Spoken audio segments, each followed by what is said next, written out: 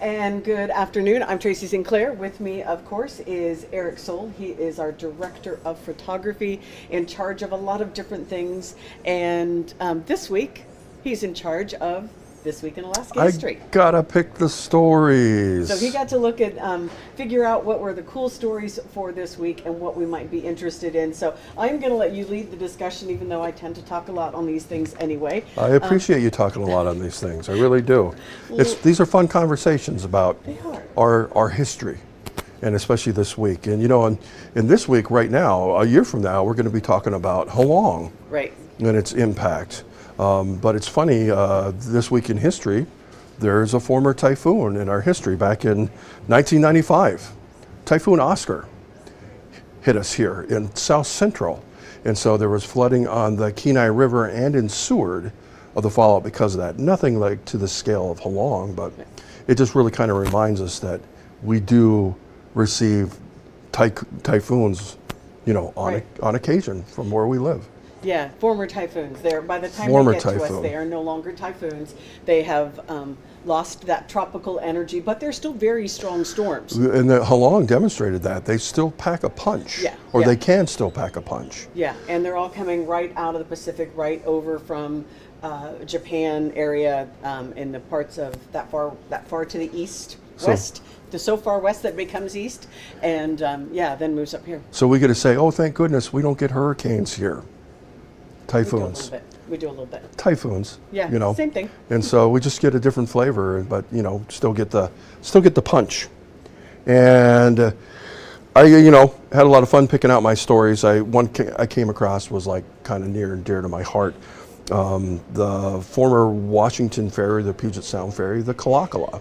Have you heard of the Kalakala before? I have not heard of the Kalakala. Well, it was, a state-of-the-art Art Deco. When you look at it, you think of the atomic age and stuff like that, although it was like before the atomic age, just the way it looks, and you'll see it here momentarily. After it retired as a ferry, they brought it up to Kodiak, and they basically dry docked it, and it was a fish processor. I say fish, but I think it was like shrimp that they processed in that. But in 1998, somebody got the bright idea that they're going to rescue this Art Deco ferry from the 30s, and they were going to haul it down to Seattle, and they were going to restore it. And so we did a story in around October 20th, 1998, about them and the Kalakala project. And so we have that story now. This is how we told it back then. Skipper Mangan commands the diesel-powered vessel, which can carry 2,000 passengers and has a speed of 18 knots. The streamlined pad embraces the humble ferry boat. Here's the Kalakala. It's July 1935. The Kalakala on its maiden voyage from Seattle to Bremerton. Fares are 45 cents and moonlight cruises $1 a couple. After Pearl Harbor, the Kalakala takes on a vital national role as she ferries thousands of shipyard workers and sailors to the Bremerton Naval Yard every day. In 1946, the ferry makes national headlines again when it's the first commercial ship to be outfitted with commercial radar. Showing the way through perilous fog-bound waters. Fast forward to the 1970s, and the Kalakala becomes a workhorse for Alaska fish processors on Kodiak Island. In 1997, we find her on a bed of sand and rock, abandoned. But a man named Peter Beavis had a dream to bring the Kalakala home to Seattle. The next year, volunteers succeed in digging out the Kalakala. Yeah! A lot of rough spots. We stuck with it, and here we are. And I'm elated. Chuck Mackey remembers riding the ferry when he was 8 years old. Bon voyage and hope it makes it. It would be another few months before Peter Beavis would succeed in launching his Quixote-like quest. I think I'm close to her heart. I think she's got me. Love and perseverance tested as the Kalakala waits for Coast Guard permits to materialize. A blanket of snow chills hopes for departure. But the weather clears, and the Art Deco ferry is finally off to reclaim her former glory. A month later, she arrives in Seattle with much fanfare. Can you say ferry? There are plans to turn her into a glamorous museum and restaurant. That was our wedding night, October of 1943.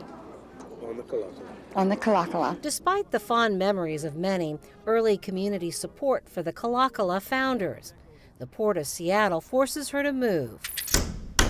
And now we find her in Tacoma, even more rusted and scarred than ever. Her latest champion, Steve Rodriguez, is trying to find someone else to carry on the dream. It's up for sale for $1. You heard it right, $1. But there's a catch. You have to agree to restore her, and that won't come cheap. Estimates range from $5 to $50 million. The Coast Guard has given the Kalakala's benefactors an ultimatum. Move her out by January 1st or face fines of up to $32,000 a day. People, we've got a treasure. Let's save it. Let's protect it. In the Chinook Indian language, the Kalakala means flying bird. And back in the day, she sure looked like she could fly.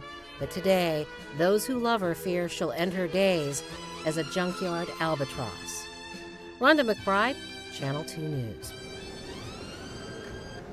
Very interesting. I love that last piece of film in color. It just shows really how beautiful that crazy looking ferry was. Yeah, that is an amazing. I've never seen that. I've never heard this story before. So the question is, what happened to the Kalakala? Well, I think, that story was by Rhonda McBride, and I believe Scott Jensen was the photojournalist on that. And Rhonda's line in there was like this Quixote-like quest.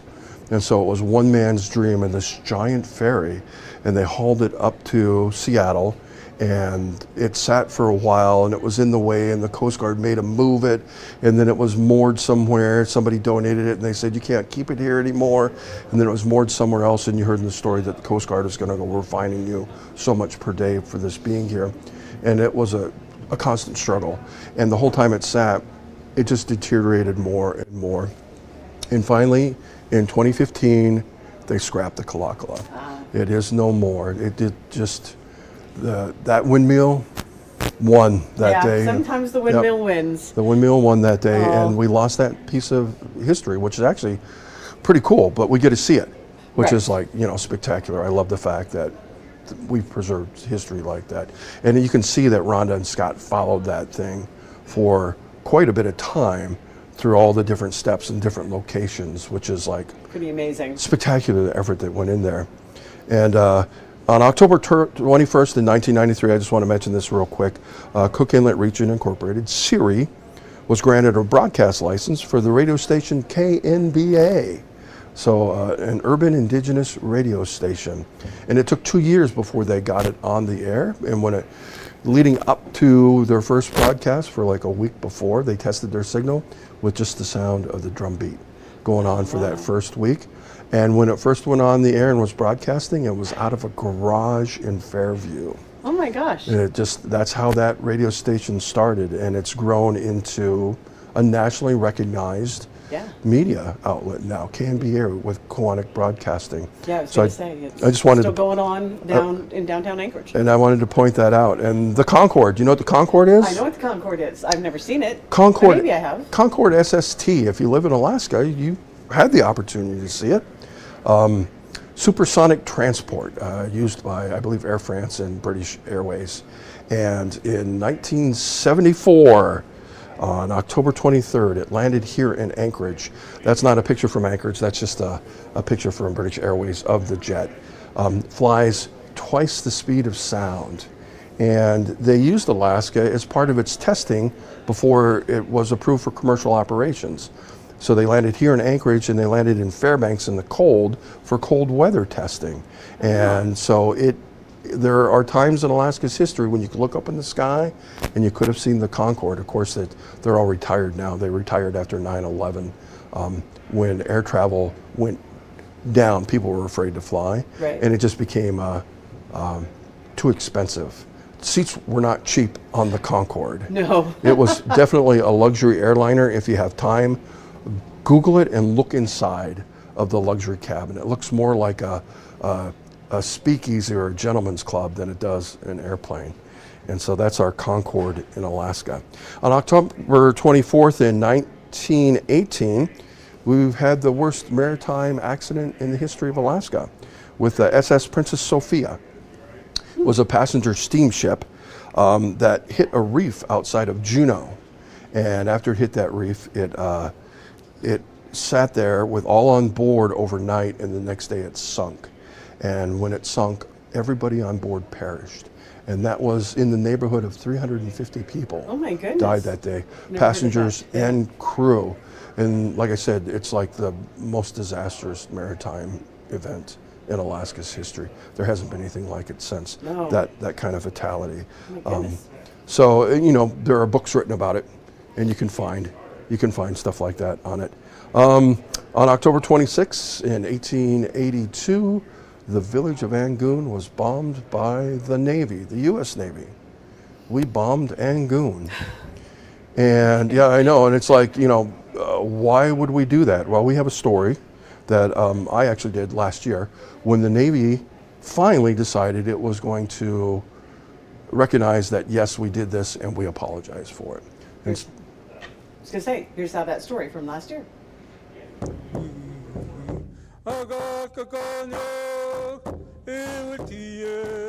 the sound of healing can be heard in Angoon. The Navy takes the significance of this action very, very seriously and knows an apology is long overdue. The residents have waited 142 years for this moment. We acknowledge these wrongful actions resulted in the loss of life, the loss of resources, the loss of culture, and created and inflicted intergenerational trauma on these clans. In 1882, a Tlingit shaman working on a whaling ship owned by a local trading post was killed in an accidental explosion. The villagers of Angoon demanded compensation, 200 blankets. Some accounts say there were also hostages taken. At the time, the Navy was the authority in the territory. Ships arrived in Angoon to settle the dispute. They demanded 400 blankets from the village as a penalty. Angoon could only come up with 81 blankets. So the U.S. revenue cutter Thomas Corwin fired its cannons on the village. Soldiers then went into the village and destroyed the houses, canoes, and stored food. 6 children were killed. Under cover of guns and fired the village.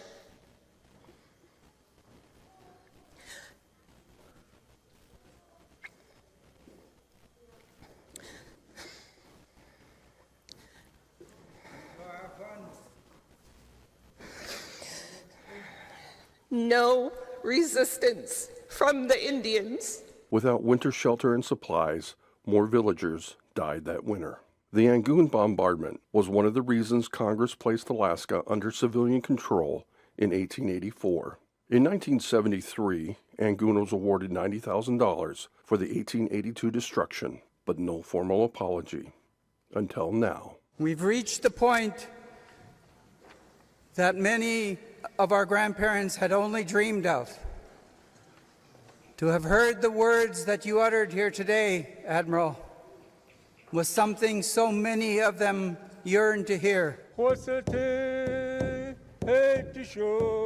ceremony lasted about 14 hours. Despite all the trauma that has come to our people, that has come to the people of Angoon, that you stand here today with such pride and strength. You are the model. You are the model for our people. Thank you, Angoon. Creating a new day of remembrance. And we will do all that we can that the children who aren't even born yet will learn of this day. A day where healing could finally begin. Eric Sohl, Alaska's news source. And so that was just last year. There were I believe 3 different villages that were bombed. Cake was one of them, and so last year the Navy went through and made apologies to all those villages after 100 years. Wow. You know, they finally owned up to yeah, we did something that wasn't correct, and it was difficult. After they bombed Angoon, they went ashore and they destroyed the housing, they destroyed the boats, they destroyed, and so basically they were Typhoon Halong. Right. They came in and they destroyed that village and made it very difficult for the villagers to survive the winter because their food stores were gone, their means of collecting more were gone, their boats. Just a horrific event over, a death and a misunderstanding. All they wanted was an apology. And Amazing. so, yeah, just tragic event in our history. And on October 26, 1994, we got Buddy. I was going to say, this is the other side, kind of a lighthearted way. This is how we're going to end this up. We got Buddy. This is the 90s version of Grubby, sort of. Yeah, kind of. Because Grubby just passed away last week. Kind of, and it's funny because at that time, we didn't have the viral sensations that we have today. But in Alaska, Buddy became viral. And Buddy is? I should know this and I don't. A hummingbird. Buddy is a hummingbird that ended up in Alaska, and it is a Costus hummingbird, and their northern range is like Sacramento.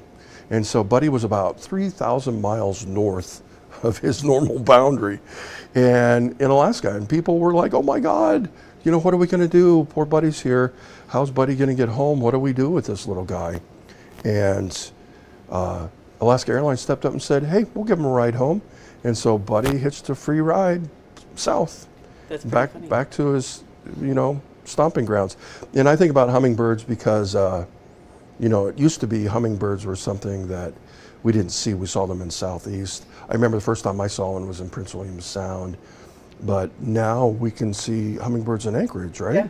They're showing up here because of the climate change, the climate differences. As everything's warming, yeah. It's pushing them, the ones that we get north, we have the opportunity here to see hummingbirds, which is crazy because growing up here, No. hummingbirds were something that were in books. Yeah, you and saw them on TV. In Walt Disney movies, Yeah. yeah. It wasn't something that we got here. Well, and having been over, I know there are a lot of birders that go to Western Alaska in particular, Southwest and Western Alaska, and they'll say that, we spotted a bird that we've never seen before, would never expect to see here, because it gets caught in the jet stream. Blown off course, and they show up here. And so many birders come to Alaska specifically to see birds that they're never going to get a chance to see elsewhere. Because they'd have to go somewhere pretty exotic to see them. And then you get the random one where they're just like, oh, this bird should not be here. And that clearly was the case of Buddy.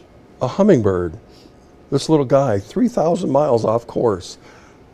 How did he pull that off? That's crazy. Yeah. That's a lot of work. Yeah, seriously. Well, good for Buddy, and I hope he had a good ride home and got back to where he was supposed to be. So this is This Week in Alaska History. It is part of a celebration that our company overall is doing to celebrate the 250th anniversary of the signing of the Declaration of Independence, which comes up next July 4th. So we do these every week, and hope you're enjoying them as much as we are. We're learning a lot about Alaska's history and just our part in the world. Having a lot of fun. Hope you are too. Yep. Have yourself a great day. Thank you.